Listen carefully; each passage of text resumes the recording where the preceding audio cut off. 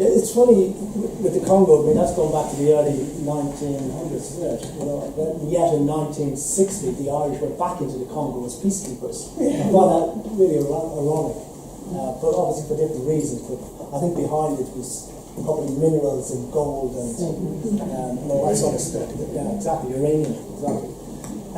So the second speaker is Professor Bryan, and he's just flown over from Dublin to be with us this evening. Bryan is a sociologist and historian, and I would say he probably is the leading expert in Ireland on migration and racism, and the impact that these have on our society. He's written many books on these topics, and is currently writing a new book called Migration and the Making of Ireland. Am I right on that one? Excellent. The Making of Ireland. It's interesting. So that's going to be looking at migration to and from Ireland since the 1600s. So that's really going back a long way. I guess Ireland is made up of migration. I guess when you think of it, you'll tell us about that. He's been a great mentor to me personally, and a great support to our members at AMRI in our research into mixed-race children left in institutions in Ireland. So I'm really delighted that you made it over. So please welcome Bryan Fallon.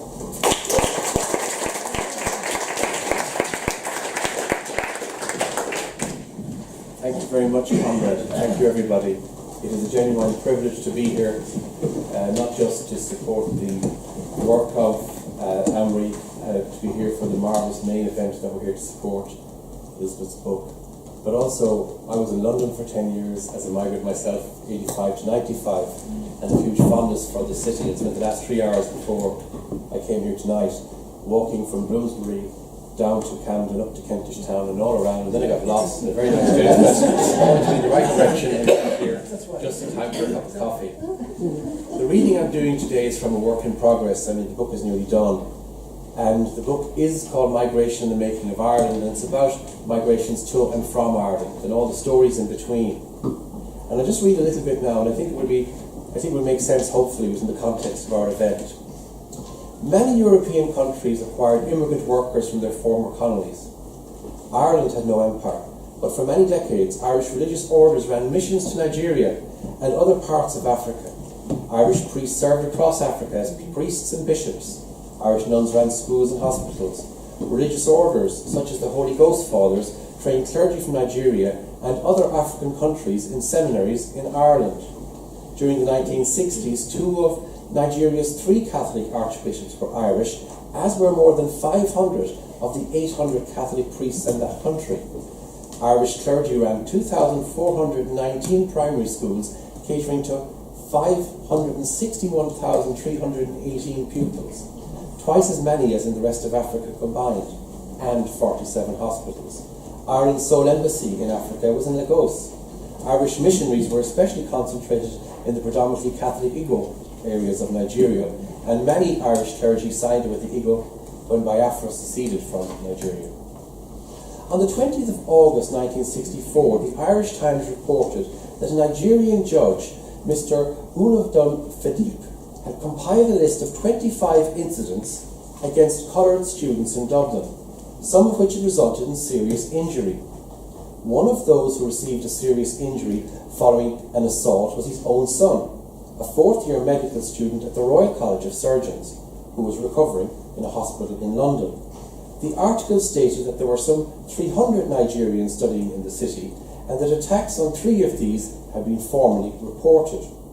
The Department of Justice was reported as wishing to keep the matter in its proper perspective. The official view was that any incidents that occurred were the result of hooliganism rather than racial bitterness. An article published the following day listed 25 alleged incidents presented by Judge Fadip, compiled by 2 Trinity College overseas students. 10 of these were assaults on Nigerians. These included the attack on 9th November 1963, in which Patrick Udence, a Nigerian student at University College Dublin, lost an eye during 2 injuries he sustained, an attack on an Indian woman doctor, assaults on an Indian girl who was with an Irish boy, both of whom were students at Trinity, and several incidents in which Nigerian students were badly beaten outside dance halls. 15 of the 25 incidents took place in the vicinity of Camden Street in Dublin, where, according to the Irish ambassador in Lagos, no right-thinking student should be walking late at night. The next day, the Irish Times reported that following a meeting with the Nigerian ambassador to Ireland, the Minister for External Affairs, Frank Aiken, issued a strongly worded statement expressing grave concern at the accusations of racial prejudice against the Irish people, and against the Irish police in particular, on the strength of a few isolated attacks on overseas students. According to the Minister's statement, there were some 1,200 overseas students in Ireland, and he wished to assure the parents of these that these would enjoy the full protection of the authorities from any manifestations in Ireland of the wave of youthful rowdyism which had recently become prevalent in large industrial cities around the world. The same edition of the Irish Times published a piece on how racism affected the self-esteem of black children in the United States, and claimed that this explained in part their apathy and the inability of American Negroes to escape poverty. What this had to do with the experiences of middle-class black African university students in Ireland was not addressed. 2 19-year-old men were addressed for the attack on Charles Fadique, but the Attorney General determined that there was insufficient evidence to proceed with charges. An Irish Times editorial described the Nigerian press coverage of the assaults as unbalanced, and Ireland as broadly welcoming to African and Asian students. It concluded that little could be done to make awkward landladies, a tacit admission of housing discrimination against students who were African, or the population in general treat coloured students well, except through education and Christian charity. The editorial also inferred that the attacks had something to do with rows over girls. Another article published a week later quoted Vincent Brown, the vice president of UCD's student union, as saying that the large majority of cases had not occurred in dance halls and had not involved women. Christine Buckley was born in Dublin in 1946, the daughter of a 31-year-old Irish married woman and a 20-year-old Nigerian medical student. As a 3-week-old baby, she was given up for fostering, and in 1950 she was sent to Goldenbridge, an orphanage run by the Sisters of Mercy. She came to prominence in 1996 when RTE broadcast Dear Daughter, a television documentary directed by Louis Lenton about the physical and emotional abuse experienced by Christine and other children. Her activism and the attention garnered by Dear Daughter, the title taken from the opening words of a letter from her father after she traced him, were seminal in bringing to light the institutional abuse of children in care in Ireland. However, Christine Buckley was just one of a number of disavowed mixed-race Irish children given up for adoption who experienced institutional abuse. After she left school, Christine Buckley trained as a nurse, and during the 1980s she traced her biological parents. Her father, William West, visited Ireland in 1992, and both appeared together on the Late Late Show television programme. She campaigned for the establishment of the Commission to inquire into child abuse and the Residential Institutions Redress Board. She stood as an independent candidate in the 1997 parliamentary elections. In 1999, she founded a support centre for former residents of industrial schools. In her autobiography, she described a regime in which children were dehumanised.